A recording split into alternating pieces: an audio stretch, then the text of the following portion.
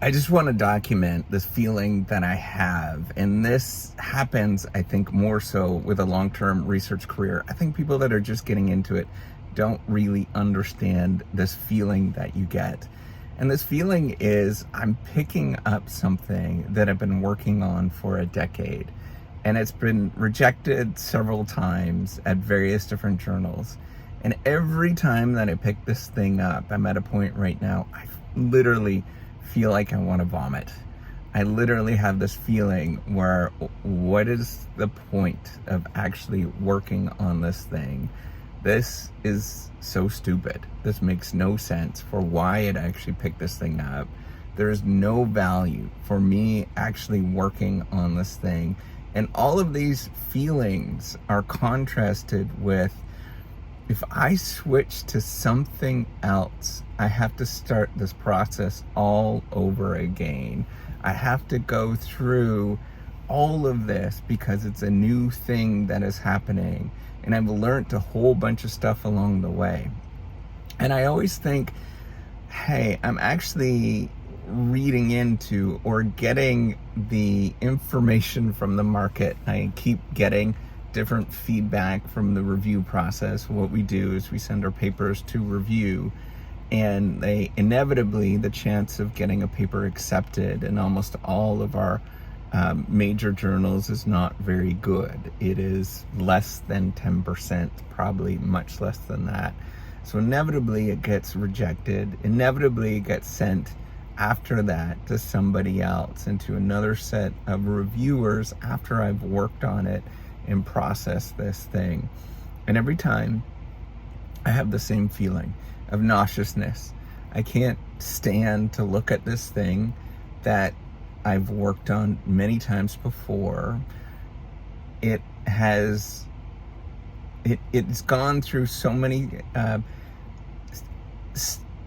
it feels like, people kind of give up on this thing. It feels like I want to give up on this thing. Like, what's the point? Why actually keep doing this thing? And all I'm doing is just shifting words around. There's very little value added that's being done along the way other than shifting words around, because there's moments where somebody, some reviewer someplace has sort of caught on to it and sort of hung on this thing and said, I don't like this sort of combination, and they end up rejecting it. So then you have to think about, how do you anticipate this to remove that key moment where people are going to reject it and they're not going to like this thing.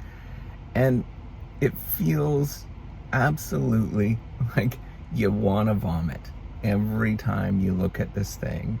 But the alternative, there's no alternative. There's nothing better that you can do. It's like when you practice a piece. I don't know if any of you have tried the piano before and you couldn't really get it, or you did a musical instrument and you just couldn't get it. And there's not really anybody helping you out because nobody has done this thing. And you kind of just bumble around and you think about how you could do this. So it's an enormously lonely career. For me, it's very much impossible to find people to sort of work with on long-term endeavors, because you have to go through all of this. And people think it's like, oh, it's 4 years, or the messages is like 4 years. Nah, this stuff takes for freaking forever. It takes like a decade of working on something. And it's so frustrating for me when I hear, oh, just this is like a little wee thing. It takes a couple of years. I don't know what world you're living in, but this has never been my experience.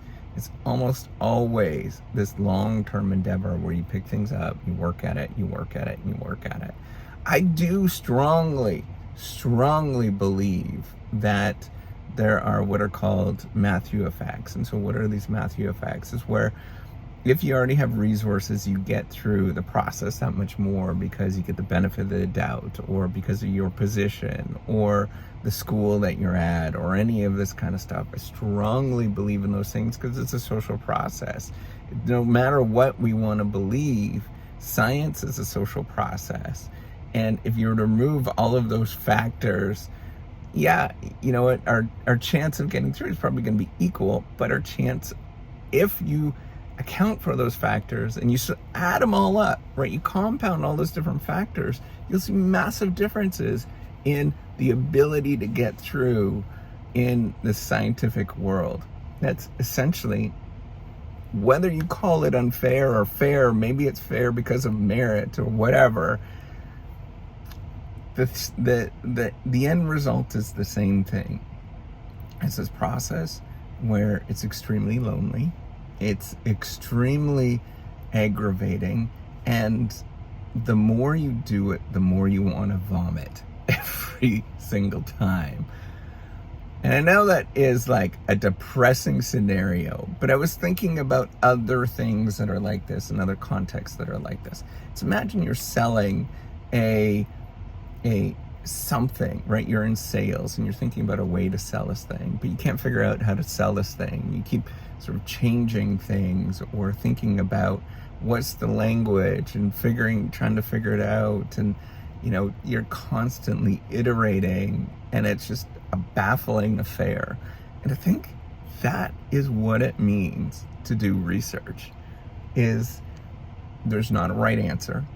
You listen to the market, but not really listen to the market. If you listen to the market too much, it ends up biting you in the butt because they don't know what they're talking about just as much as you don't know what you're talking about.